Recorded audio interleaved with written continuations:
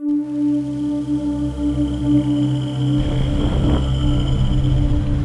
mga kakri, oh.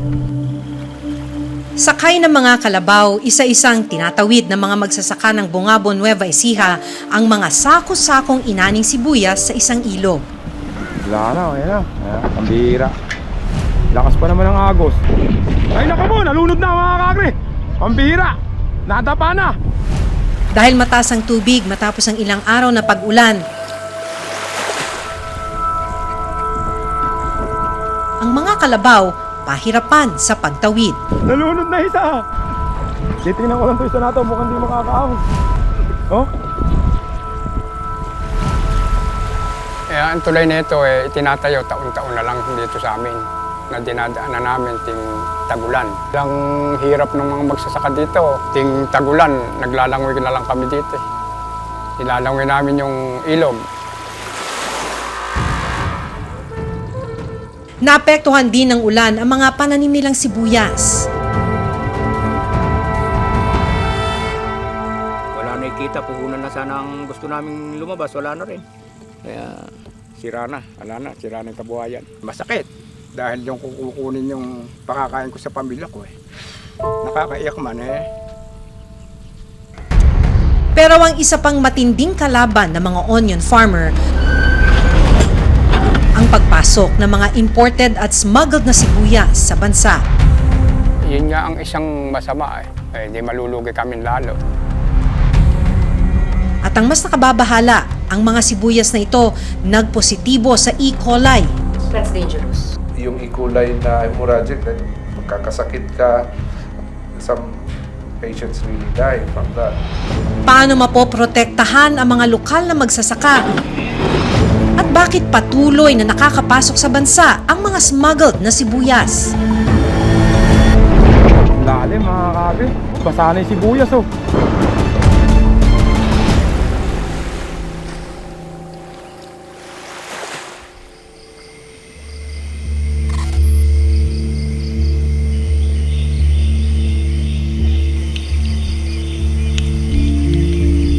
Maagang naghanda ang onion farmer na si Mang Gerardo. Mag-aani sila dapat ng tanim na sibuyas. Pero ang inaasahan niyang magandang ani, mapupunta lang sa wala. Dahil ang kanyang mga pananim pinalubog ng baha. Ang ulan masyado. Hindi nga namin nakalaing aahon dito Dahil ang kabuhayan namin nakakalat na dito Kumbaga sa ko, nakabigay na yung lahat ng pera namin dito. Dumaan yung ulan, bumaha.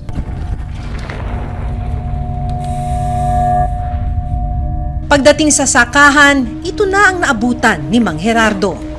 ere sira na yung aming sibuyas Tingnan mo yung ubod ng sibuyas, wala na. Bulok na yung ubod, maitim na. Kaya ito papunta na sa pagkapatay. Hindi na pakikinabangan. Itong buong bukid namin na ito, wala na kaming aanihin. Hindi na maitatayo yung puhunan man lang, hindi maitatayo.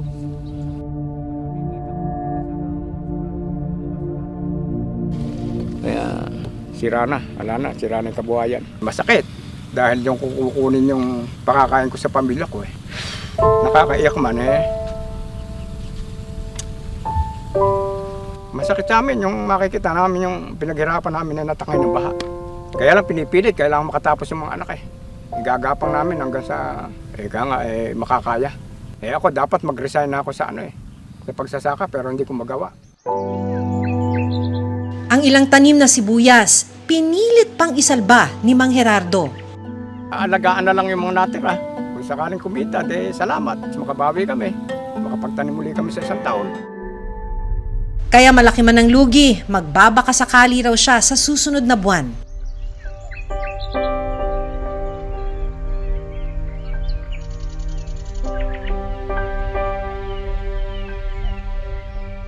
Binalikan namin si Mang Gerardo. Matapos ang anihan ng sibuyas, mais naman ang tinanim niya. Pagkayari namin umani ng sibuyas, tatamnan namin ng mais na katulad nitong mais nito. Para yung hindi siya masyado sukalin. Tatanim namin ito ng April, aanihin namin ito ng August.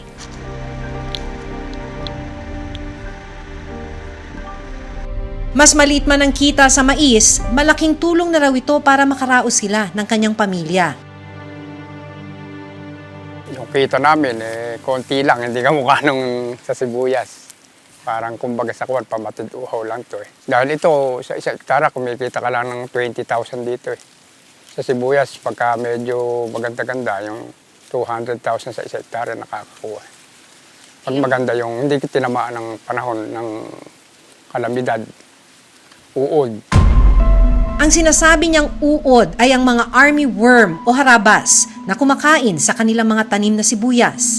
Bukod sa kalamidad, pagka ikaw ay nahuli ng konti sa pagtatanim, ang tinatamaan ka ng army worm. Uod, kay mamahal ng ating mga pang-insektong lason. Itong ganito, yung ganito, good ito. Saka depende sa kuwan. Ngayon mahina na ani ngayon dahil yung tinatamaan na rin ng uod ng mais. Dati hindi naman namin ini-spray ito. Ngayon 4 na beses kami mag-spray. Dati pag tinanim namin ito, pababayaan na namin pagka napataba na. Ngayon 4 na spray. Gano'n ang isang spray sa isang spray namin, umuubos kami ng 2,000 isa. Kaya malaki ang nawawala. Itinuturing na onion capital of the Philippines ang bayan ng Bungabon. Ang nasa 3,000 ektaryang lupa sa bayan, ginagamit na taniman ng sibuyas.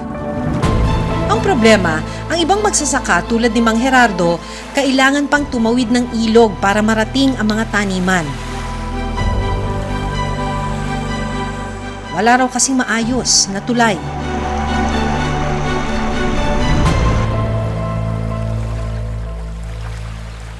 Ang tulay na ito, itinatayo taon-taon na lang dito sa amin na dinadaanan namin ting tagulan. Pag tag-araw, itinatayo ito para daanan ng mga manananim, nagdadamo, para maaliwalas yung mga tao. Pagdating ng tagulan, nasisira, tinatangay ng tubig. Kaya sana, gusto namin, kung meron sanang mag-sponsor na tayuan ng concrete na tulay, na overflow.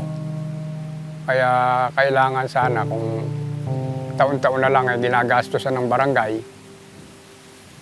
ting tagulan, sira. O pagdating ng tag-araw, tatayo na naman namin, taon-taon na lang yung ganun. Sayang lang. Oo, sayang. Ano bang epekto sa inyo, Tay? Tulad ngayon, sira. Anong epekto sa mga tao? Malaki dahil ang hirap ng mga magsasaka dito. Ting tagulan, naglalangoy na lang kami dito. Nilalangoy namin yung ilog. Maingat na itinatawid ng mga magsasaka sakay ng kalabaw ang sako-sakong bagong aning sibuyas. Malalim noon ang tubig dahil sa ilang araw na pag-ulan. Ay naku mo, nalunod na mga kakagre. Pambihira, nadapa na. Nalunod na isa. Para lang makatawid sa kabilang yung aming trabaho.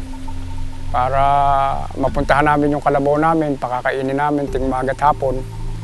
Tapos uuwi kami ng hapon, naglalangoy na naman kami. Kaya yun ang hirap naming magsasaka. 25 years na ako dito nagtatanim ng sibuyas. Yan ang pahirapan namin. Kung minsan, walang tulay. Lahat ng mga manananim, lahat ng mga magdadamo, tinatawid pa namin ang kariton dito sa ilog. Ang ilog ay halos lubog yung kariton.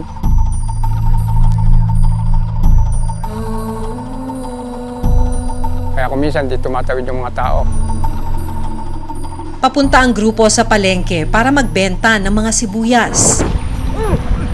Titingnan ko lang ito isa nato, mukhang di makakaahon. Oh? Yan. Parang di makakain. Kala ko di makakaahon sa'yo, kuya. Ang bihira. Lubog na Hindi ka ba? Kala ko lubog na. Sabi mo mababaw lang, kalalim pala. Sa amin walang tubig, dito napakalakas.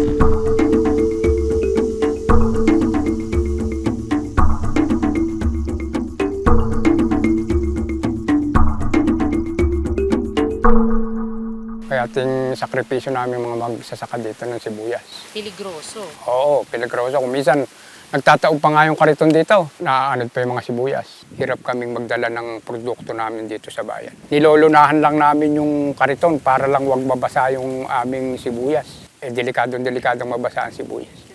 mabubulok. Saka hindi kukunin ng buyer. Bukod sa kalsada at tulay, malaking hamon din ang kawalan ng sapat na storage facility. Nasasayang at hinahayaan na lang mabulok ng ilang mga... Katunayan, minsan ang napabalita ang pagtatapon ng mga sibuyas ng mga magsasaka sa Bungabon dahil sa mababang bilis sa kanila. Nagkaroon kasi ng oversupply at walang pag-iimbakan ng mga ani nila. Bilang tugon, nagtayo ng mga cold storage facility sa lugar nila. Sa Bungabon, may 2 storage facility. 4 hanggang 6 na buwang maaaring magtagal ang mga sibuyas sa ganitong pasilidad. Lahat po nung inaani ng farmers na gustong magpasok ng sibuyas, dito po sila nagpapasok. Meron po kasing may-ari na pag nagpasok at nagustuhan na nila yung presyo, inilalabas na nila kaagad. Sa labas ng storage facility, sako-sakong mga sibuyas ang inabutan naming pinatutuyo para ibiyahe at ibenta sa ibang lugar. Itong sibuyas na ito, 500 bags to, nanggaling sa loob ng storage. Ngayon, inilabas na ng may-ari at ibebenta na nila dun sa merkado. 160 pesos kada sako ang singil nila sa 4 na buwang storage ng sibuyas rito. Mura na raw ito kumpara sa iba. Pero para kina Mang Gerardo, Hindi naman kasi basta-basta nakapag aakupahan ka agad yung storage ng mga may pera. Babayaran ka agad nila yung deposit. Paano kami makapag-i-stack wala naman kaming ano. Saka yung nakapag-i-stack lang kasi dyan, yung talagang may perang maikukundo sa storage.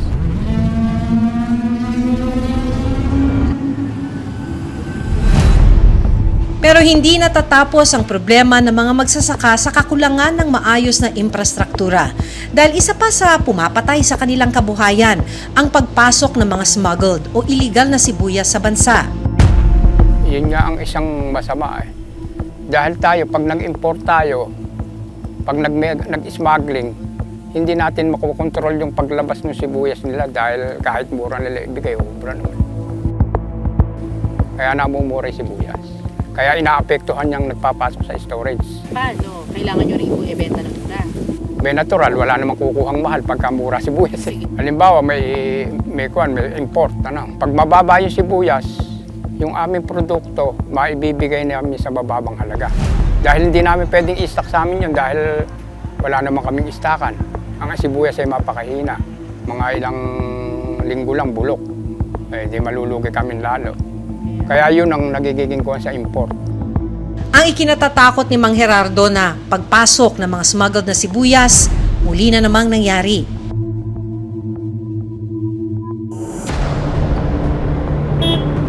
Nitong mga nakalipas na linggo, ilang mga container ang naharang sa iba't ibang lugar sa bansa na naglalaman ng smuggled goods, kabilang dito ang sibuyas.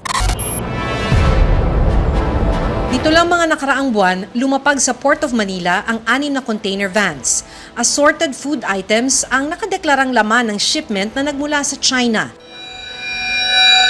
Pero nang buksan na ito ng mga otoridad, tumambad sa kanila ang toneladang mga puti at pulang sibuyas at frozen mackerel. Tinatayang nasa 14 million pesos ang halaga ng mga smuggled na sibuyas.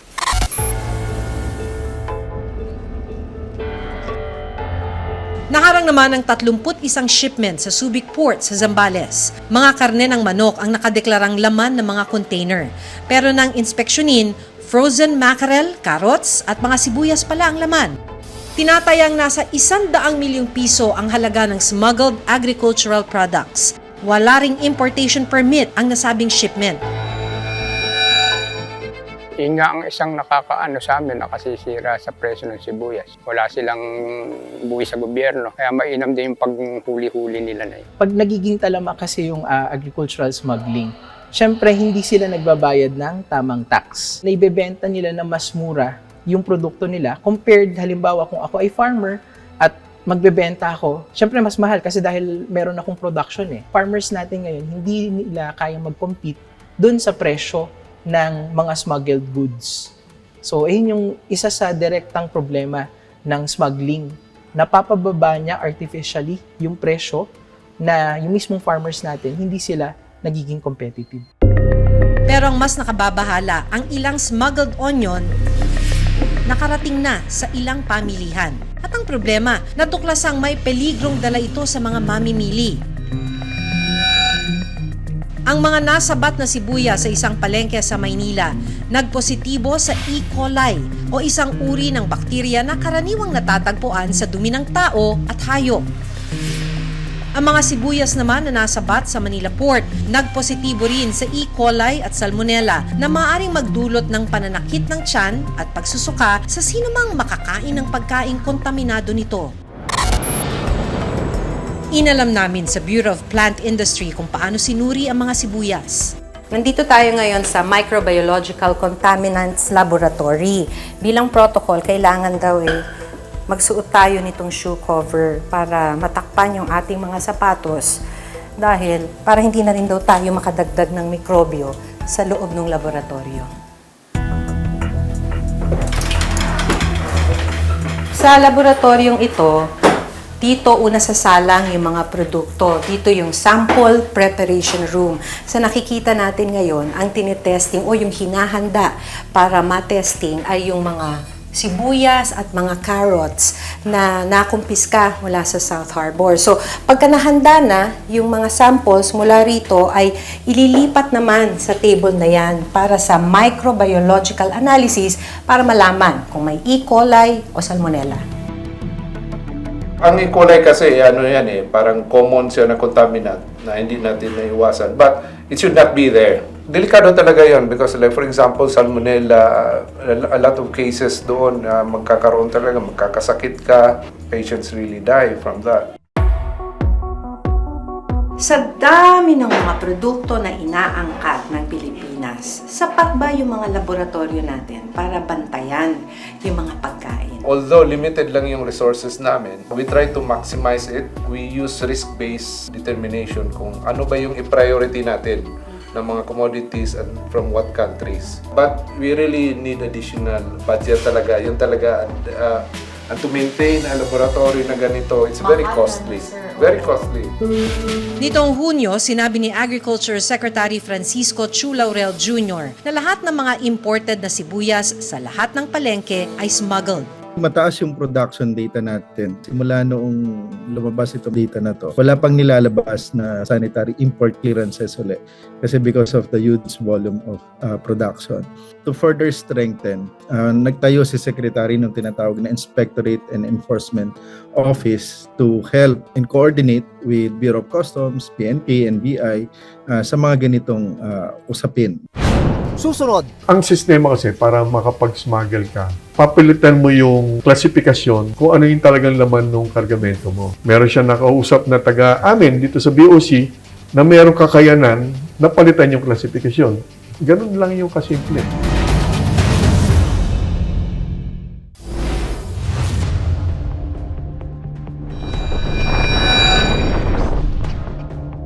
Ang tanong, bakit patuloy na nakapapasok sa bansa ang mga smuggled na sibuyas at ibang agricultural products? Sabi ng BOC, karaniwang nanggagaling ang shipment mula sa China at iba pang mga bansa. Dahil bawal mag-import o magpasok sa bansa ng mga sibuyas, idinideklara ang mga shipment bilang ibang produkto tulad ng assorted frozen goods. Hindi rin tama ang binabayarang buwis ng mga smuggler at may mga pagkakataon din daw na nagkakaroon ng sabwatan sa loob ng kanilang ahensya. Ang sistema kasi para makapag-smuggle ka, hindi lang na agricultural products, lahat ng klaseng kargamento, papilitan mo yung klasifikasyon kung ano yung talagang laman ng kargamento mo. Again, it takes two to tango. Yung nag-import, makakatipid kasi siya, meron siya nakausap na taga-amin dito sa BOC na mayroong kakayanan na palitan yung klasifikasyon. Ganun lang yung kasimple. Pero para sa isang agriculturist, malalim ang ugat ng smuggling sa bansa. Nandito pa rin tayo sa sistema ng corruption, especially sa gobyerno. Merong gagawin, maglalagay, pikit mata lang nilang hahayaan na pumasok itong mga goods na to. Digitalization is the backbone of any major transformation, especially ng BOC. Dahil thousands of transactions to every day, hindi pwedeng mano-mano yan. Na kailangan natin talaga ng technology-based solutions. Noong 2023, umabot sa 3 bilyong piso. Ang halaga ng buwis ang nawala sa gobyerno dahil sa smuggling. Matindi rin ang pinsalang dulot ito sa mga magsasaka. Pag nagpasok tayo ng import, sasabayan na smuggling yon, hindi nila makukontrol yon yung paglabas ng kaya buwababa ang presyo. Eh, di malulugi kami lalo.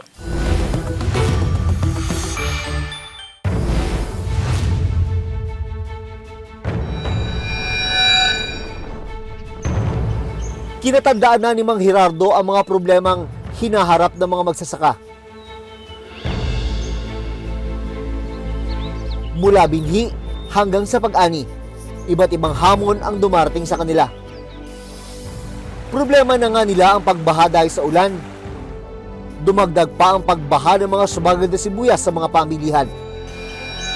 Tanong nila, kailan kaya sila makakabawi? Pagka tumigil tayo sa saka, wala na, hindi kakain.